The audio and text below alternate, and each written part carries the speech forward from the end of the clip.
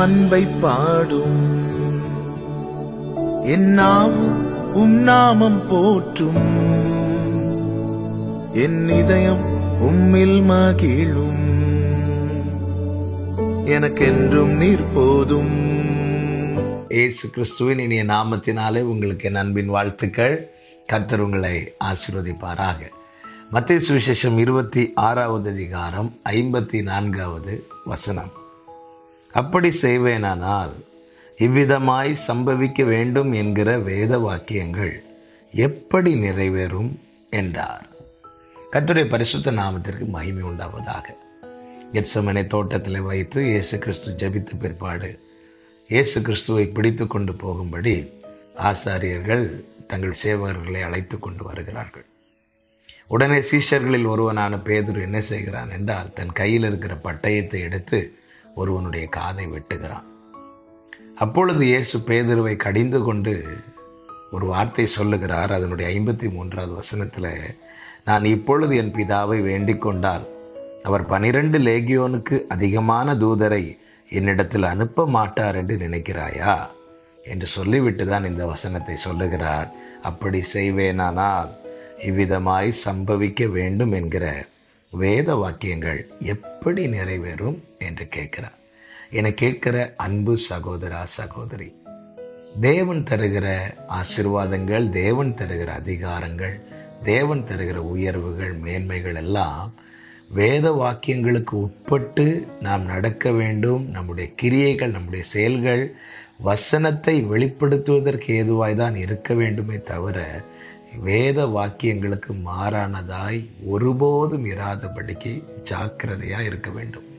இயேசு கிறிஸ்து எல்லா அதிகாரமும் பிதாவினால் கொடுக்கப்பட்டவர். இயேசு கிறிஸ்துவுக்கு எல்லா அதிகாரம் கொடுக்கப்பட்டிருக்கிறது. கர்த்தத்துவம் அவர் தோளில் இருக்கிறது.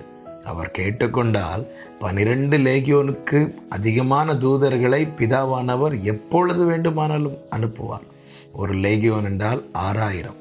12 லேகியோனுக்கும் அதிகமான தூதர்களை பிதாவானவர் எப்பொழுது வேண்டுமானாலும் அனுப்பலாம். ஆனால் இயேசு கிறிஸ்து அதை செய்யவில்லை. ஏன் செய்யவில்லை? அவர் செய்யும்படியாக அவரை குறித்து எழுதியிருக்கிற வேத வாக்கியங்கள் நிச்சயமாய் நிறைவேற வேண்டும் என்பதிலே அவர் மிகவும் கவனம் கொண்டபடியினாலே அவருக்கு கொடுக்கப்பட்ட அதிகாரங்கள், அவருக்கு கொடுக்கப்பட்ட மேன்மை, அவருக்கு கொடுக்கப்படுகிற எல்லா மகத்துவத்தையும் வசனத்துக்கு மாறாய் எவ்விதத்திலும் அவர் பயன்படுத்தாதபடிக்கு மிகவும் ஜாக்கிரதையாயிருந்தார். எல்லாம் வசனம் நிறைவேறும்படியாக அவர் தம்மை விட்டு கொடுத்தபடியினாலே அவர் ஜெயித்தார். அவர் எவ்விடத்திலும் தோற்கவில்லை. தேவன் நமக்கு தருகிற மேன்மை, உயர்வு யாவையும் நாம் அப்படிதான் பயன்படுத்த வேண்டும். அநேக காரியங்கள் நமக்கு சரியாய் தோன்றலாம். இப்படி செய்தால் நலமாய் இருக்கும் என தோன்றலாம். ஆனால் ஒன்றை ஒரு தேவப்பிள்ளை புரிந்து கொள்ள வேண்டும். இது வசனத்துக்கு மாறான செயலா இல்லை வசனத்துக்கு உட்பட்ட செயலா என்பதை நன்றாய் அறிந்திருக்க வேண்டும். வசனத்துக்கு மாறான செயலா இருக்குமானால் அதனுடைய ரிசல்ட் தோல்வியே.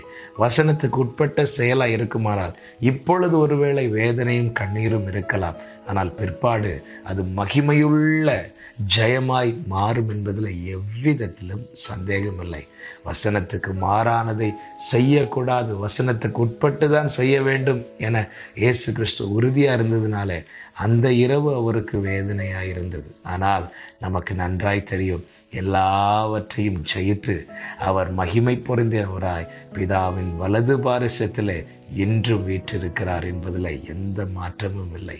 வசனத்துக்கு மாறானதை செய்து வாழ்க்கையில் தோற்றுவிடாதே. வசனத்துக்கு உட்பட்டு செய்து வாழ்க்கையில் ஜெயிக்கப்பார். கர்த்தர் வேண்டிய கிருபைகளை தந்து ஒவ்வொருவரையும் நடத்துவாராக. ஜெபிக்கலாமா? எங்கள் நல்ல தகப்பனை, பரிசுத்த பிதாவே, எங்கள் முன்பாக நீர் வைத்த காண்பித்து தந்த உம்முடைய நல்ல அடிச்சுவடுகளுக்காக ஸ்தோத்திரம். ஆண்டவரே, எங்களுக்கு சரியென்று தோன்றுகிற காரியமாக இருந்தாலும் ஒரு வசனத்துக்கு மாறானதாக இருக்குமானால் அதை நாங்கள் எவ்விதத்திலும் செய்யாதபடிக்கு எங்களை காத்துக்கொள்ள கிருபை செய்வீராக. வசனத்துக்கு உட்பட்டு நீர் எப்படி காரியங்களை நடப்பித்து பின் நாட்களிலே மகிமையுள்ள வெற்றியை சுதந்திரித்தீரோ அப்படியே நாங்களும் காணப்பட கர்த்தர் எங்களுக்கு அனுக்கிரகம் செய்வீராக. இயேசு கிறிஸ்துவின் நாமத்தில் பிதாவே, ஆமென்.